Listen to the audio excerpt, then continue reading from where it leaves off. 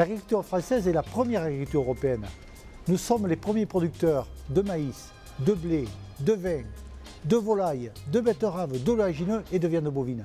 La France compte 500 000 exploitations et chaque année 9 000 jeunes agriculteurs s'installent. Au bout de 10 ans, 90% de ces installations sont pérennisées. Les entreprises agricoles signent chaque année 1 million de contrats de travail. L'ensemble des filières de la production et le secteur agroalimentaire représentent 14% de la population active. La France possède le premier cheptel bovin européen, avec 35% des effectifs.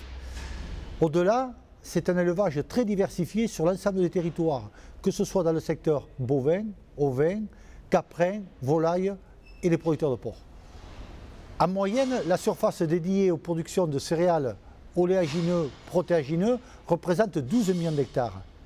Et 36% de cette surface est destinée à l'alimentation des animaux. L'agriculture est une chance pour la France. Pourtant, les agriculteurs et plus particulièrement les éleveurs en ce moment subissent de grandes difficultés. Ce que nous voulons, nous agriculteurs, c'est de vivre du prix de nos produits. Nous voulons vivre de notre métier. Seulement, beaucoup trop de charges pèsent aujourd'hui sur nos exploitations et nous voulons les répercuter sur les prix de nos produits.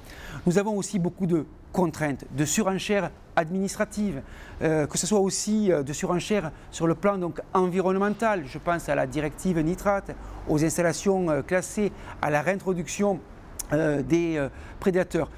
Si nous voulons donner des perspectives aux jeunes générations, si nous voulons assurer ce renouvellement des générations en agriculture, il faut pouvoir simplifier et permettre d'exercer notre métier de façon digne.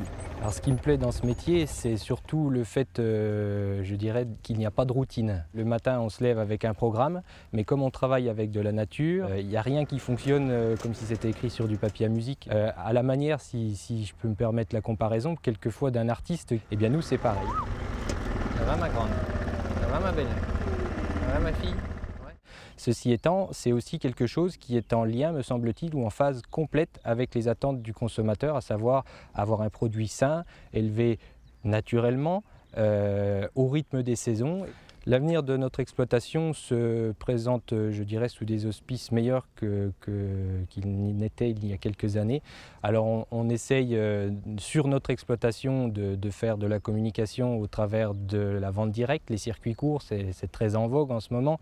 Nous, il y a plus de 10 ans que l'on pratique ce mode de commercialisation dans lequel tout le monde s'y retrouve. Et puis nous, en tant que producteurs, ça nous permet de valoriser notre produit à sa juste valeur.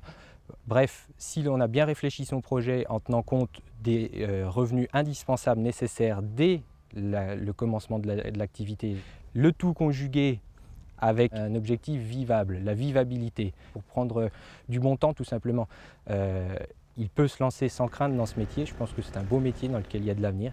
Nous sommes fiers de notre métier. Nous donnons chaque jour le meilleur de nous-mêmes pour satisfaire les attentes des consommateurs. L'agriculture est diverse, mais cette agriculture, elle façonne les territoires, les paysages, on la retrouve dans notre assiette. L'agriculture est une chance pour la France.